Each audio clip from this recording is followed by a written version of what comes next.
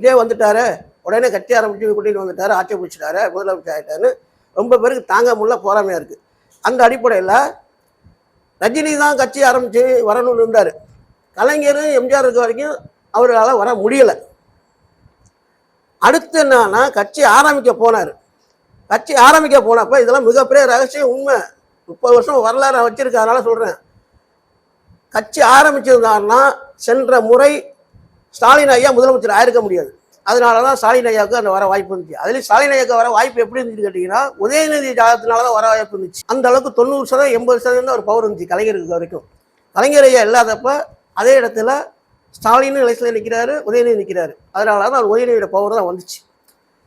இப்போ இந்த ஜாதகப்படி தனுசை பொறுத்த வரைக்கும் தனுசு ஜாதக அடிப்படையில் அந்த அளவுக்கு ஒன்றும் பெரிய பவர் கிடையாது. என்ன கேது பவன் உச்சம், சனீஸ்வர பவன் உச்சம், கூட்டணி சேர்ந்து வலுவாக ரஜினிகாந்த் சப்போர்ட் பண்ணி மேலும் முக்கியமான கட்சி அந்த மாதிரி கட்சி அண்ணாமலையெல்லாம் கட்சி ஆரம்பித்தாருன்னு வச்சுக்கலாம். அந்த மாதிரி ஒன்று சேர்ந்தால் ஓரளவுக்கு கூட்டணியாக ஆட்சி அமைக்கிறதுக்கான வாய்ப்புகள் கிடைக்கும்.